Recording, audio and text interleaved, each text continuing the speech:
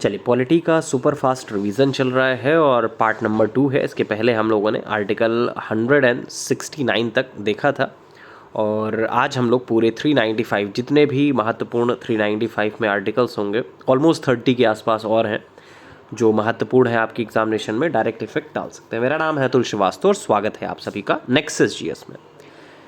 चले, और ये सीरीज़ जो है पॉलिटी का सुपर फास्ट रिवीजन, कोई भी एग्जामिनेशन हो आगामी, सबके लिए महत्वपूर्ण है क्योंकि ऑलमोस्ट मान लीजिए कि 395 अनुच्छेद हैं जिसमें से 100-120 आर्टिकल्स जो है महत्वपूर्ण होते हैं, बाकी तो रीडिंग के लिए होते हैं।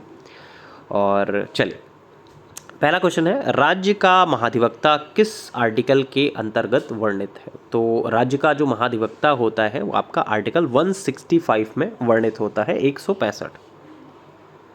राज्य में विधान परिषदों के गठन और विघटन का प्रावधान किस आर्टिकल में दिया गया है? तो विधान परिषद का जो गठन होता है वो आपका आर्टिकल 169 में दिया गया है। राज्यपाल द्वारा विधेयकों को राष्ट्रपति के विचारार्थ भेजने का प्रावधान किस आर्टिकल में है? तो कौन से आर्टिकल में है? आर्टिकल 200 में राज्यपाल द्वारा विधेयकों को राष्ट्रपति के विचारार्थ भेजने का प्रावधान किया गया है। राज्यपाल द्वारा अध्यादेश जारी करने की शक्ति किस आर्टिकल में निहित है? तो आर्टिकल 213 में निहित है। अच्छा बताइएगा, राष्ट्रपति का जो अध्यादेश होता है वो जारी करने की शक्ति किस आर्टिकल में दी गई है? ये आपको कमेंट बॉक्स में बताना है।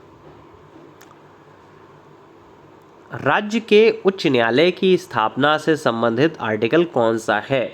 तो राज्य के लिए उच्च न्यायालय का जो स्थापना का प्रावधान है वो आपका आर्टिकल 214 में है, 214 में है। कौन सा आर्टिकल उच्च न्यायालय को अभिलेख न्यायालय घोषित करता है? तो उच्च न्यायालय को अभिलेख न्यायालय घोषित करता है वो आपका आर्टिकल 215 है। ठीक है। उच्च न्यायालय को रिट जारी करने की शक्ति किस आर्टिकल में दी गई है? तो उच्च न्यायालय को रिट जारी करने की शक्ति आर्टिकल 226 में दी गई है। अच्छा बताइएगा कि सर्वोच्च न्यायालय को रिट जारी करने की शक्ति किस आर्टिकल में दी गई है? ये कमेंट बॉक्स में आपको बताना है। 2 क्वेश्चन बताने हैं, एक मैंने अभी ऊपर पूछा था और दूसरा क्वेश्चन ये कि सर्वोच्च न्यायालय को रिट जारी करने की शक्ति किस आर्टिकल में दी गई है। ठीक है, इसी ऑप्शन में आपको ही मिल जाएगा वो आंसर भी, और होपफुली सभी लोगों को याद होगा क्योंकि पहला जो पार्ट था उसमें इस क्वेश्चन पे भी हम लोगों ने डिस्कस किया था। नेक्स्ट, पंचायतों के गठन का उल्लेख किस आर्टिकल में दिया गया है? तो पंचायतों का जो गठन है वो आपका आर्टिकल 243A में है। नगर पालिकाओं के गठन का प्रावधान किस आर्टिकल में दिया गया है? तो नगर पालिकाओं के गठन का प्रावधान किस आर्टिकल में दिया गया है? आर्टिकल 243B में दिया गया है। राष्ट्रहित में राज्य सूची के विषय पर संसद की विधि निर्माण की शक्ति किस आर्टिकल में दी गई है? तो विधि निर्माण की शक्ति किस आर्टिकल में दी गई है? आर्टिकल 249 में दी गई है। राज्य सूची पर संसद की शक्ति जो है वो कौन से आर्टिकल में है? आर्टिकल 249 में दी गई है। अंतर्राष्ट्रीय करारों को लागू करने हेतु संसद की विधायी शक्ति किस आर्टिकल में दी गई है? तो अंतर्राष्ट्रीय करारों के लिए जो विधि होती है वो आपका आर्टिकल 253 में दी गई है। अंतर्राज्यीय परिषद ये आर्टिकल 263 के तहत आता है। संचित निधि का उल्लेख किस अनुच्छेद में किया गया है? तो संचित निधि का उल्लेख जो है वो आपका आर्टिकल 266 में दिया गया है। केंद्र और राज्यों की आकस्मिकता निधि से संबंधित आर्टिकल कौन सा है? तो आकस्मिकता निधि से संबंधित आर्टिकल जो कौन सा है? आर्टिकल 267 है, 267 है। भारत में वित्त आयोग के बारे में बात करें तो भारत में वित्त आयोग का जो गठन है आर्टिकल 280 के तहत होता है। अच्छा, एक क्वेश्चन बताइएगा कि वित्त आयोग में एक तो अध्यक्ष होता है, कितने सदस्य होते हैं? ठीक है, पहले जो अध्यक्ष थे केसी नियोगी साहब थे। तो आपको ये बताना है कि जो वित्त आयोग होता है उसमें एक अध्यक्ष होते हैं और कितने सदस्य होते हैं, ये कमेंट बॉक्स में बताइएगा। और ये क्वेश्चन बहुत इंपॉर्टेंट है, पूछा भी गया है कई बार जब डीप में हम लोगों ने पढ़ाया है इसका पॉलिटी के सेक्शन को, तो बहुत हम लोगों ने अच्छे से डिस्कस किया है हर एक पॉइंट को। यहाँ पे तो सब सुपर फास्ट रिवीजन चल रहा है, तो इसलिए जो चुनिंदा आर्टिकल्स हैं, जो महत्वपूर्ण आर्टिकल्स हैं, जो एग्जामिनेशन ओरिएंटेड हैं, उन सब पे हम लोग डिस्कस करेंगे। तो आर्टिकल 280, संपत्ति का अधिकार अब किस अनुच्छेद में वर्णित है? तो आर्टिकल 300A में वर्णित है संपत्ति का अधिकार। अखिल भारतीय सेवाओं से संबंधित आर्टिकल कौन सा है? तो अखिल भारतीय सेवाओं से संबंधित जो आर्टिकल है वो कौन सा है? आर्टिकल 312 जो है वो अखिल भारतीय से संबंधित है, अखिल भारतीय सेवाओं से।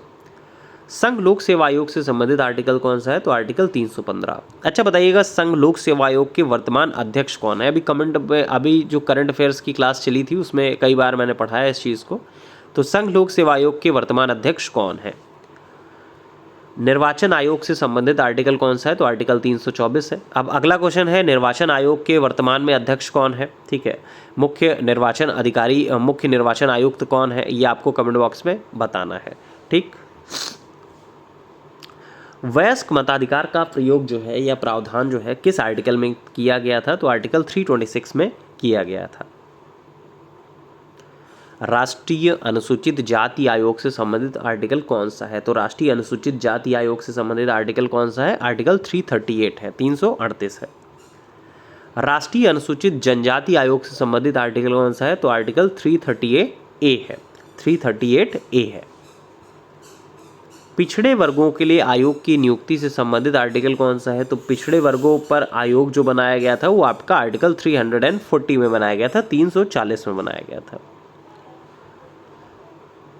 संघ की राजभाषा और लिपि से संबंधित आर्टिकल कौन सा है? तो संघ की राजभाषा और लिपि से संबंधित जो आर्टिकल है वो कौन सी है? आर्टिकल 345 है।